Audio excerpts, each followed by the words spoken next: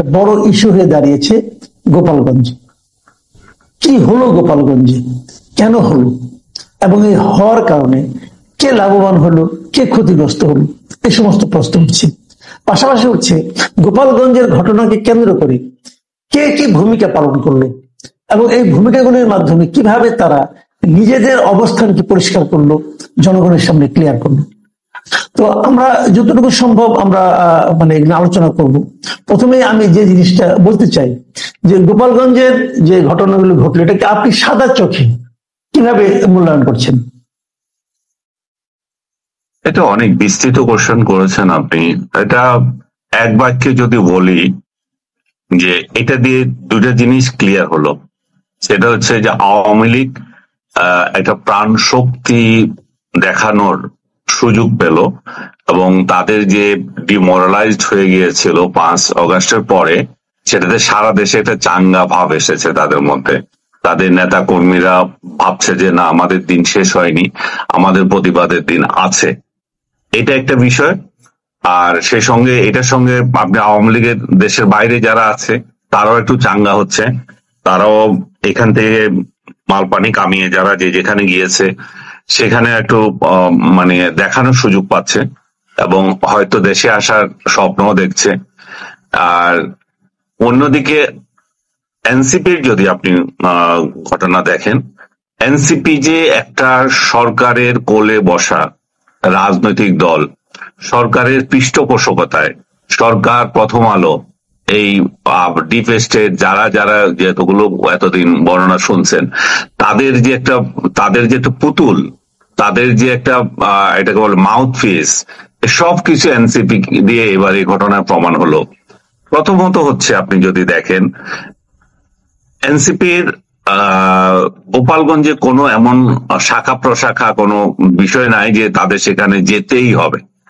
ওকে, তারা রাজনৈতিক দল হিসেবে যে কোনো জায়গায় যেতে পারে, সেই কর্মসূচিতে তারা সেখানে গিয়েছে। কারণ গোপালগঞ্জ তো আওয়ামী লীগের কাছে কেউ বিক্রি করে দেয় নাই, তাই না? যাবে তারা। কিন্তু যখন আমাদের রাজনৈতিক দলগুলোর সমাবেশকে কেন্দ্র করে অতীতে যখন দেখা যায় ঢাকা সহ বিভিন্ন জায়গায় যখন একটা গোলযোগের আশঙ্কা দেখা দেয়, তখন সরকার তরফ থেকে সেটাকে নিষিদ্ধ করা হয়, ওই এলাকায় সমাবেশ নিষিদ্ধ করা হয়। এখানে সরকার কি জানতো না এই ঘটনা এখানে ঘটবে? সরকার কি অতীতে এর পরে আগেও দেখে নাই? সরকার কি এর আগে বলে নাই সেখানে দুর্বৃত্তরা আশ্রয় নিয়ে আসছে, সেখানে মানুষ সেন্টিমেন্টাল? বিশেষ করে 32 নম্বর ভেঙে দেওয়ার পর তারা মনে করেছিল আমরা যদি ঢাকা শহরে থাকতাম তাহলে তো আমরাই ঝাঁপিয়ে পড়তাম 32 নম্বর রক্ষার জন্য, যেদিন ইউনূস সরকার নিশ্চুপ করেছিল। তো এইখানেও ঠিক একই ঘটনা আগে থেকে প্রচার হয়েছে। এরা যে যাবে তার একটা উস্কানি দিয়েছে, এটা সবাই বলেছেন যে এটা রোড টু কি বলছে মার্চ টু গোপালগঞ্জ, যেটা তাদের অন্য কর্মসূচিকে চেঞ্জ করে এখানে নতুন নাম দেওয়া প্রথমত উস্কানি। এই উস্কানির মধ্যে সোশ্যাল মিডিয়ায় আসলো যে বঙ্গবন্ধুর কবর তারা সেখান থেকে তুলে ফেলবে, হেলিকপ্টার দিয়ে কি জানি করবে, তারপরে গোপালগঞ্জের নাম পরিবর্তন করে দেবে। তো সাধারণভাবে গোপালগঞ্জবাসীর মধ্যে তো এগুলো একটা সেন্টিমেন্ট জাগার কথা। তাদের একজন নেতা, যে জাতীয় নেতা হিসেবে স্বীকৃত, যে এই দেশকে জন্ম দিয়েছে বলা যায়, যার অবদানে আমরা আজকে একটা স্বাধীন বাংলাদেশ, সেই লোককে তার কবর তুলে ফেলবেন। তাকে হত্যা করা হলো 75 সালে, তাকে কবর দেওয়া নিয়ে কত গন্ডগোল, তারপরে তার পাড়াগায়ে যায় কবর দিয়ে আসছে যাতে মানুষ সেখানে কেউ না যায়। তো সেরকম একটা পরিস্থিতি, ওরকম একটা নেতাকে আপনি উচ্ছেদ করতে বলছেন, তার কবর তুলে দিতে বলছেন। এবং এনসিপি কে যে সমস্ত সমর্থনকারী, যে সমস্ত ইউটিউবার বিদেশে বসে বসে বড় বড় বয়ান দেয়, তারাও এই ধরনের কথা বলেছে। তো তাতে করে এই যে সেন্টিমেন্টটা পুরোটাই প্রিভেল করছিল। সরকার এখানে যদি নিরপেক্ষ হতো, সরকার সেখানে এনসিপি কে বলতে পারতো যে ঠিক আছে তোমরা ঘোষণা করেছো কিন্তু পরিস্থিতি সেখানে ভালো না, তো এই সময় সমাবেশ করার দরকার নেই, যেটা তারা সবার ক্ষেত্রে করে। যেটা অমুক দল তমুক দল আমরা দেখেছি, এটা সমগ্র বাংলাদেশে তারা 144 দ্বারা বা কিছু একটা করে সমাবেশ নিষিদ্ধ করে। সমাবেশ এখানে নিষিদ্ধ করেনি।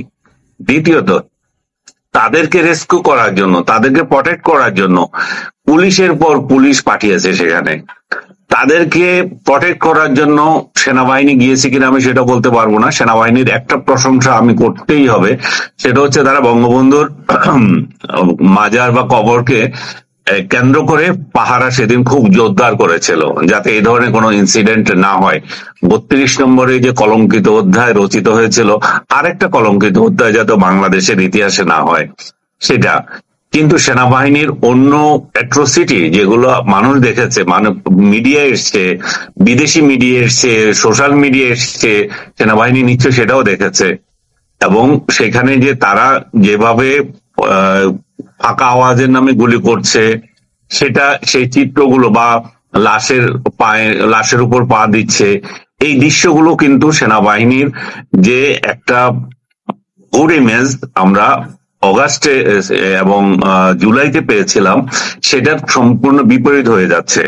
জুলাই আগস্টে এই যে ছাত্রদের যে আন্দোলন, এই যে তাদের যে এক দফার দাবি এবং এক স্বৈরতান্ত্রিক সরকারকে দীর্ঘদিন ধরে যারা রাষ্ট্র ক্ষমতায় আছে তাদেরকে ফেলে দেওয়ার জন্য যে আন্দোলন, সেই আন্দোলনে সেনাবাহিনীকে মানুষ ফুলের তোড়া দিয়ে অভিনন্দন জানিয়েছে। কারণ সেনাবাহিনী তখন ছাত্রদের বুকে গুলি চালাতে দ্বিধা করেছে এবং তার প্রেক্ষিতে শেখ হাসিনাকেও দেশ থেকে চলে যেতে হলো। তো সেনাবাহিনী এমন একটা ইমেজের পরে আজকে সেনাবাহিনীর ইমেজকে একটা দলকে রক্ষাকারী ইমেজ বানিয়ে দেওয়া হয়েছে। এই সরকার তাদেরকে এই কাজে এখানে নিয়োজিত করে যে বলে তাদেরকে এনসিপির পাহারাদার বানিয়ে দিয়েছে। এটা সেনাবাহিনীর ঊর্ধ্বতন কর্মকর্তারা কিভাবে আমার বক্তব্য নেবেন জানি না, আপনারা নিজেরা পর্যালোচনা করে দেখেন, সোশ্যাল মিডিয়ায় দেখেন, ইভেন আপনারা যেই প্রেস রিলিজ দিচ্ছেন সেখানে মানুষের কমেন্ট দেখেন, তাতেও বুঝতে পারবেন যে আপনাদের প্রতি মানুষের কি ধারণা ছিল আর এই গোপালগঞ্জ দিয়ে কি ধারণা হয়ে গেল। তো গোপালগঞ্জ দিয়ে সেনাবাহিনীর ইমেজে আমি মনে করি যে সরকার একটা কলঙ্কের দাগ দিয়েছে। পুলিশের তো দাগ দিয়েছেই, পুলিশের আরেকটা ইমেজ বের হয়ে আসছিল। মানুষ যখন ভেবেছে পুলিশ হচ্ছে সরকারের দাস, তারা সরকার যে নির্দেশ দেবে সেটা পালন করবে, এটাই ছিল কথা। তো সেই নির্দেশ পালন করতে গিয়ে তারা জুলাইতে অগাস্টে যে মারা গেল, তাদেরকে যে সরকার তাদের এই মৃত্যুর কোনো বিচার হবে না, ইনডেমনিটি দিয়ে রাখলো, এটাতে আমরা অনেকেই সমালোচনা করছি যে কোনো হত্যাকে কিভাবে ইনডেমনিটি দিয়ে রাখা হয়। কিন্তু এই গোপালগঞ্জে গিয়ে পুলিশ প্রমাণ করলো যে আসলে পুলিশের চরিত্রে কোনো পরিবর্তন হয়নি এবং সেই জুলাই আগস্টে যে চরিত্রে ছিল এখনো সেই চরিত্রের আছে। যেই লোকগুলোকে হত্যা করলো তারা, আমি জানি না তাদের মধ্যে কয়জন সশস্ত্র ছিল। আমার কাছে কালকে রাতেও কান্নাকাটি করে একটা পরিবার থেকে বলল যে ছেলেটা একটা সোহেল নামে একটা ছেলে, যে মোবাইলের দোকানদার, সে দোকান খুলতে গিয়েছে, পকেটে তার চাবি খুলতেছে, ওই সময় তাকে ধরে মেরেছে, গুলি করে মেরেছে। তো এটা যদি সত্য হয়ে থাকে, আরেকটা ছেলে ইমন বা এরকম তার ফ্যামিলি থেকেও এই ধরনের অভিযোগ। এই যে আরেকটা ছেলেকে পুলিশ গ্রেপ্তার করেছে আমরা দেখলাম, তাদের হাতেই আছে, ওই ছেলেটা পরবর্তীতে মৃত বলে প্রচারিত হলো। তো তাহলে পুলিশের হাতে যখন একটা মৃত হয়ে যায় গ্রেপ্তারের পরে, তাহলে যে আবু সাইদ যে মারা গেল, আবু সাইদকে যে নিরস্ত্র একটা ছেলে 2 হাত তুলে রেখেছে, তাকে যে পুলিশ গুলি করছে, আমরা যে ক্ষিপ্ত হলাম শেখ হাসিনা সরকারের বিরুদ্ধে, তাহলে একই চরিত্রে তো পুলিশ রয়ে গেল। পুলিশ তো এখানেও মরণাস্ত্র বা ইউজ করলো যে একটা নিরীহ ছেলের প্রতি। নিরীহ আমি এই জন্য বলবো, আমার কাছে অস্ত্র নয়, আমি তো তখন নিরীহ, আমি তোমার কাস্টডিতে আছি, আমাকে তোমার এখন দায়িত্ব কি? আমাকে জেলে দেওয়া, আমার বিচার হওয়া, আমি কি অপরাধ করেছি, আমাকে হত্যা করা তো দায়িত্ব দেওয়া হয় নাই। তার মানে শেখ হাসিনার আমলে যেগুলো আমরা দেখেছি, ডক্টর ইউনূসের আমলে কোনো পরিবর্তন নাই। তাহলে কিসের সংস্কার, কিসের সরকার পরিবর্তন? মানুষ কি দেখছে? মানুষ দেখছে একই চরিত্র, একই খাওয়াই, একই চাঁদাবাজি। রাজনৈতিক দলগুলোর দিকে আপনি তাকান, যে আমরা কি করেছি, আমরা চেয়েছিলাম যে বিএনপি আওয়ামী লীগ যেভাবে চাঁদাবাজি করত, যেভাবে রাহাজানি করত, যেভাবে অন্যের উপর খবরদারি করত, হেলমেট বাহিনী, সে একই স্টাইল এখনো চলছে।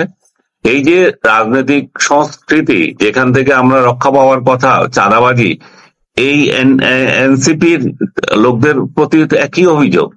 তারা তো আচ্ছা, একই পথে হাঁটছে, তাদের 1 কোটি টাকার গাড়ি চালায়, তারা লাখ টাকার পাঞ্জাবি তাদের বাসায়, এগুলো কোথা থেকে আসে? আচ্ছা, একটা কথা, মানে আপনি এই যে পুলিশ, সেনাবাহিনী, সরকার অনেকের কথাই বলেন, এই ঘটনাকে কেন্দ্র করে গত 2 দিন 3 দিনই আপনি মিডিয়ার কি ভূমিকা দেখলেন? মিডিয়ার ভূমিকা মিডিয়ার ভূমিকা তো ন্যাক্কারজনক, খুবই ন্যাক্কারজনক। আমি তো প্রথম আলোর কথা বললাম, প্রথম আলো আমার এখানে আছে কিনা দেখতে হবে, যে বললো যে এনসিপির ইয়েতে হামলা, 4 জন নিহত। মা বাপ, মানে এটাতে প্রাথমিক মেসেজ কি যায়? যে এনসিপি কে হামলা করছে এবং 4 জন নিহত, তা হামলা যারা করছে তারাই তো মারে, কিন্তু তারা তো মারে নাই। হ্যাঁ, তাহলে এই যে প্রথম আলোর মতো পত্রিকা, আমি বাংলাদেশের যে কটা পত্রিকা আছে তার মধ্যে এখনো আমরা সবাই এটাকে গুরুত্বপূর্ণ মনে করি, তাদের ভূমিকা কি ন্যাক্কারজনক। এবং এই ভূমিকা তারা গত 16ই জুলাইতে যে হত্যাকাণ্ড ঘটেছিল সেই দিনের কি চিত্র ছিল, একটা একটা সাইড স্টোরি নাই, যেটাকে আমরা বলি মানবিক স্টোরি। এই ছেলেটা যারা মারা গেল, এরা কি গরু ছাগল? এরা কে, কোথা থেকে আসলো, এদের পরিচয় কি? ওইটা অমুক অমুক হচ্ছে মোবাইল আলা, অমুক হচ্ছে ভ্যান্ডার, এগুলো বলে দিলে হলো? তার ফ্যামিলি কোথায়, তার তার কি দোষ ছিল? মিডিয়ার তো ভূমিকা এগুলো তুলে ধরা। এই 4টা লোকের অপরাধ কি, যারা মারা গেল, আজকেও একজন মারা গেছে রাতে, এই নিয়ে 5 জন মারা গেল। এই 5 লোকের মানবিক কাহিনী কোথায়? আমি বিবিসিতে দেখলাম একটা মাত্র স্টোরি এসেছে, বা তারা সামান্য চেষ্টা করছে, বাকি আমি কাউকে তো দেখলাম না বাংলাদেশের পত্রিকাগুলো। তার মানে শেখ হাসিনার আমলে কথা বলতে পারেন নাই বলছেন, এখন কথা বলতে পারছেন না কেন? এখন কি সমস্যা? সরকার কি বাধা দিচ্ছে? আমি তো সরকারকে অভিনন্দন জানাবো একটা কারণে, যে কথা বলার স্বাধীনতা মানুষ মনে করছে সরকার বন্ধ করে দিয়েছে। না, আপনাকে কি সরকার বাধা দিয়েছে কথা বলতে, মাসুদ ভাই?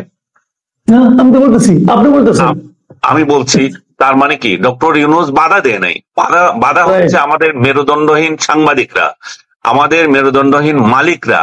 এরা দুর্নীতিবাজ, এদের অনেকের কোটি কোটি টাকার সম্পদ, অবৈধ উপার্জন, এবং আমাদের এই অবৈধ সাংবাদিক যাদের কোটি কোটি টাকার অর্জন আছে, যারা অবৈধ উপায়ে শেখ হাসিনার আমলে অর্জন করেছিল, দেশে বিদেশে এখন পালিয়ে আছে, তাদের সমস্যা কথা বলতে। এরাই আবার আমরা যে কথা বলছি শেখ হাসিনার পক্ষে চলে যাচ্ছে, অনেকে মনে করছে কথাগুলো, এই সুযোগ নিয়ে এরাই আবার দেশে আসবে শেখ হাসিনার সঙ্গে, এবং শেখ হাসিনার সঙ্গে লুটিপুটি খাওয়ার জন্য এরাই খাবে। তাহলে বিষয়টা কি দাঁড়ালো যে সরকার মিডিয়ার উপর যে হস্তক্ষেপ করছে, আমি মনে করছি না। মিডিয়া নিজে সেন্সরশিপ আরোপ করছে, মিডিয়ার দুর্নীতিবাজরা নিজেরাই চুপ হয়ে আছে। এখানে হচ্ছে সমস্যা। প্রথম আলো যদি সত্য নিউজ করে, এখানে প্রথম আলোর ওইখানে কি জিয়াপত করতে যাবে কেউ, যে আরেকটা জিয়াপত করবে যে তোরা এটা করছিস কেন? তার মানে কি, তাহলে প্রথম আলো জিয়াপত আলাদাকে ভয় পায়, তাই না? প্রথম আলো এনসিপি কে ভয় পায়। প্রথম আলো মনে করে যে ডক্টর ইউনূস সরকারকে তেলানো, বাঁচিয়ে রাখা আমাদের দায়িত্ব। প্রথম আলোর লোকজন যারা লেখে, যারা ওদের ভাড়াটিয়া বুদ্ধিজীবী, তারা এখন সব আছে এই সরকারের মধ্যে। তার মানে কি, তার মানে দাঁড়াচ্ছে যে এই যে এদেরকে আমাদের টিকিয়ে রাখা দরকার। কিন্তু এই টিকিয়ে রাখা কতদিন? শেখ হাসিনাকে তো টিকিয়ে রাখার চেষ্টা হয়েছিল, পারছে? আপনি যখন এমন অবস্থায় আপনি আমাকে বলেন, সব মিলিয়ে যা দেখলাম আমরা, যা বুঝলেন আপনি গত 2 দিনে ওখানকার ঘটনার পর প্রতিক্রিয়া, সব মিলিয়ে যা বুঝলেন, এখন আপনার কি মনে হয় আমাদের আগামী দিনে, সামনের দিনগুলোতে রাজনীতিতে এই ঘটনা কি প্রভাব ফেলবে, অথবা রাজনীতি কোন দিকে যাচ্ছে? এখন আবার এনসিপি বলছে তারা সেখানে আবার যাবে। তার মানে কি? তার মানে একটা গোলযোগের পর আরেকটা গোলযোগ সৃষ্টির তাদের পরিকল্পনা আছে। এবং আমি যখন শুরুতেই বললাম, এই গোপালগঞ্জ দিয়ে ক্লিয়ার হয়ে গেছে রাষ্ট্রযন্ত্র পুরোটাই আছে এনসিপির পেছনে। স্বরাষ্ট্র উপদেষ্টা, তারপরে যুব উপদেষ্টা যে আছে, তারা 2 জন সেখান থেকে মনিটরিং করছে। আপনি খেয়াল করে দেখেন, যেন ইরানে হামলা হচ্ছে, মার্কিন প্রতিরক্ষা মন্ত্রী এবং ট্রাম্প 2জন বসে মনিটর করছে। এবং ইরান হচ্ছে একটা বিদেশ, সেখানে তার দেশপ্রেমিক লোকেরা বোমা মারছে। এখানে গোপালগঞ্জ একটা বিদেশ, এই দেশপ্রেমিক, এই দেশের প্রেমিকেরা এখানে বসে বসে মনিটর করছে। তো তারা যে বলে গোপালগঞ্জ আচ্ছা, একটু আমি আপনাকে একটা জিনিস বলি, মাঝখানে আমি দেখলাম না, আমি আমাকে একজন এইটার জন্য গোপালগঞ্জ বলছে যে বিদেশ। আমি এটার মধ্যেই বলছি, একজন লোক আমাকে হঠাৎ করে দেখলাম, আমাকে মেসেজ পাঠিয়েছি যে তারা বলছে যে তাহলে কি এখন গোপালগঞ্জ কি গাজা হয়ে যাবে? সেটাই তো হচ্ছে। হ্যাঁ, এটাই হচ্ছে। আপনি কারফিউ দিয়েছেন একটা পরিস্থিতি নর্মাল করার জন্য, 144 দ্বারা জারি করছেন, সেটা তো এনাফ ছিল, ঠিক আছে। 4 জন বেরোতে পারবে না, আচ্ছা প্রথমে বললেন যে 4 জন বেরোতে পারবে না, পরে বললেন যে 1 জনও বেরোতে পারবে না, ঠিক আছে। তো ঘরে ঘরে বসে থাকলেন। ঘরে ঘরে যখন আমি বসে আছি, এখন কি আপনার দায়িত্ব ঘরে ঘরে গিয়ে তল্লাশি করে আমাকে বের করা আমি আওয়ামী লীগ করি কিনা? আওয়ামী লীগ করা কি এদেশে নিষিদ্ধ হয়ে গেছে? আওয়ামী লীগ দল নিষিদ্ধ হয়েছে? আওয়ামী লীগ বিশ্বাস কি নিষিদ্ধ হয়ে গেছে? আওয়ামী লীগ করলে কি আপনি তাকে তুলে নিতে পারবেন? এখন ঘরে ঘরে গিয়ে মানুষকে তুলে আনছেন কেন? তার তার অপরাধ কি? তার মৌলিক অধিকার কোথায় গেছে এখানে? আপনি তাহলে কি গাঁজা বানাচ্ছেন? তাহলে এটাই তো এখন চলছে। আপনার কারফিউ দেওয়ার উদ্দেশ্য কি তাহলে? এবং কারফিউ বরাবর এক্সটেন্ড করতেছে, সেখানে এমন কি পরিস্থিতি চলতেছে যে আপনি কারফিউ এক্সটেন্ড করতেছেন? আপনার যদি সেখানে অস্ত্র নেওয়ার ইচ্ছে থাকে, সারা দেশের তোলেন না। আজকে 11 মাস আপনারা কি করেছেন? সারা দেশে যে মব কালচার শুরু হয়েছে, সেখানে আপনাদের ভূমিকা কি? আজকে গোপালগঞ্জ কেন এত ইম্পর্টেন্ট হয়ে গেল? গোপালগঞ্জে কি কেউ কাউকে মারছে, ধরছে? দেখছেন আপনি এখানে গোপালগঞ্জে অন্য দলের লোকেরা কথা বলতে পারছেন না, তাদেরকে মেরে ফেলেছে, কেটে ফেলেছে, কিছুই তো হয়নি। তাহলে গোপালগঞ্জে গিয়ে আপনাকে সমাবেশ করতেই হবে কেন? এবং একটা কথা বলি, আমি একটা কথা বলি, আপনাকে একটু স্মরণ করে দিই। এই বছরের ফেব্রুয়ারি মাসে সম্ভবত 19 তারিখে এই গোপালগঞ্জে কিন্তু জামাত ইসলামী যে মিটিং করে এসেছে, তখন তো এগুলো হয়নি। আমি সেটাই বলছিলাম, গোপালগঞ্জে জামাত ইসলামী করেছে, আমি শুনেছিলাম চরমনাই পীরের দলও করেছে, তো তাদের সাথে তো হয়নি। তার মানে এদের সঙ্গে যখন হচ্ছে, হয় এদের এনিমিটি আছে প্রথমত, দ্বিতীয় হচ্ছে যে সরকার চাচ্ছে বা এরা চাচ্ছে এমন একটা গোলযোগ তৈরি করে দিতে, সরকারের মধ্যে সরকার চাচ্ছে এমন একটা গোলযোগ করে দিতে, সরকারের মধ্যে সরকার সক্রিয় আছে, এটাকে কেন্দ্র করে এই গোপালগঞ্জে আওয়ামী লীগকে নিঃশেষ করা। এবং আরেকটা হতে পারে সারা বাংলাদেশে আবার আওয়ামী লীগের উপর অত্যাচার চালানোর আরেকটা মৌকা পাওয়া। এটাও আরেকটা হতে পারে যে এই পরিস্থিতি তৈরি করে ইলেকশনকে পিছিয়ে দেওয়া, বলা যে ইলেকশন পরিস্থিতি নাই আর। সবকিছু হতে পারে। সরকারের ভূমিকা হচ্ছে ন্যাক্কারজনক, সরকারের ভূমিকা হচ্ছে বেহায়া ধরনের। কারণ তারা 4টা ছেলে যে মারা গেল, টু শব্দ করেনি, তারা শব্দ করেছে সেখানে জনসভা হতে পারছে না, এটা মৌলিক অধিকার লঙ্ঘন। একজনের যান চলে যায় সেটা নিয়ে কোনো কথা নাই, আর জনসভা করতে পারে নাই 2 দলের রাজনৈতিক হাঙ্গামায়, সেটা হচ্ছে বড় বিষয়। বাংলাদেশে কি জনসভা এই প্রথম বন্ধ হয়েছে? বঙ্গবন্ধুর আমলে হয় নাই, জিয়ার আমলে হয় নাই, জনসভায় সাপ, গুলি, গ্রেনেড এগুলো হয় নাই? আমরা কি এগুলো দেখি নাই? এগুলো কি নতুন কিছু? তাহলে উদ্দেশ্যটা কি? আপনি এখন একটা তদন্ত কমিটি করেছেন যে এটার ইয়ে করার জন্য, আমি অ্যাপ্রিসিয়েট করি, কিন্তু তদন্ত কমিটি থেকে কাকে রেখেছেন আপনি? আপনি রেখেছেন 4টা আমলাকে, ওই মন্ত্রণালয়, এই মন্ত্রণালয়, ওই মন্ত্রণালয়, 4টা আমলাকে নিয়ে আপনি একটা তদন্ত কমিটি করছেন, এবং সেখানে পুলিশও আছে। যে পুলিশের বিরুদ্ধে অভিযোগ, তাদেরকে আপনি রেখেছেন এখানে যে তদন্তের রিপোর্ট দেবে তারা, এবং পুলিশ অলরেডি একটা বিবৃতি দিয়ে দিয়েছে এই কারণে হয়েছে। আর তদন্ত সেখানে আপনি, ঠিক আছে, মানুষ হত্যা নিয়ে তদন্ত করতে যাচ্ছেন, করেন সেটা, কিন্তু আপনি যে মানুষ হত্যা নিয়ে টু শব্দ করলেন না, তাতে কি বোঝা গেল? তাতে তো বোঝা গেল যে আপনি এই মানুষ হত্যা চেয়েছেন, আপনার এখানে সমর্থন আছে, এরা দুষ্কৃতিকারী, এদেরকে মেরে ফেলো। সরকার এবং ডক্টর ইউনূস, খেয়াল করে দেখেন, আমি কোনো ঘটনায় ডক্টর ইউনূসের পার্সোনাল বিবৃতি দেখি নাই। উনার যে অফিসিয়াল পেজ সেখান থেকে গিয়েছে, ওনার পার্সোনাল অ্যাকাউন্ট থেকে বিবৃতি গিয়েছে, এবং সরকারের প্রেস উইং থেকে গিয়েছে। সরকার কতটা তৎপর হয়ে গেছে যে এনসিপি জনসভা নিয়ে, এবং পুলিশের পক্ষ থেকে গিয়েছে। তো সার্বিকভাবে আমি শুরুতেই যেটা আপনাকে বলছিলাম, সরকার ন্যাক্কারজনকভাবে প্রমাণ দিয়েছে যে এই এনসিপি নামের এই দলটি সরকারের, এবং এনসিপি নিজের পায়ে নিজে কুড়াল মেরেছে এর মাধ্যমে, সরকারের কোলে বসে। এই ছেলেগুলোকে আমি চেয়েছিলাম যে বিএনপি আওয়ামী লীগের বাইরে একটা স্বতন্ত্র দল হিসাবে, একটা শক্তি, যুব শক্তি হিসাবে তারা বেরিয়ে আসুক। আমরা এই পচা রাজনীতি দেখতে দেখতে বিরক্ত। এই দ্বিদলীয় রাজনীতি এবং এই পারিবারিক গোলামির রাজনীতি বাংলাদেশ অতিষ্ঠ, কিন্তু এরা সেই স্বপ্নকে 1 বছরের মধ্যে ধূলিসাৎ করে দিয়েছে। এরা গোপালগঞ্জে মার খাচ্ছে, এবং আপনাকে কে নিশ্চয়তা দেবে যে সারা বাংলাদেশে এরা খাবে না? তাদেরকে এই সরকার কি চিরস্থায়ী সরকারের বন্দোবস্ত নিয়েছে? তারা কি রাজনীতি করতে পারবে? তারা এই দেশে থাকতে পারবে? আমার তো মনে হয় না।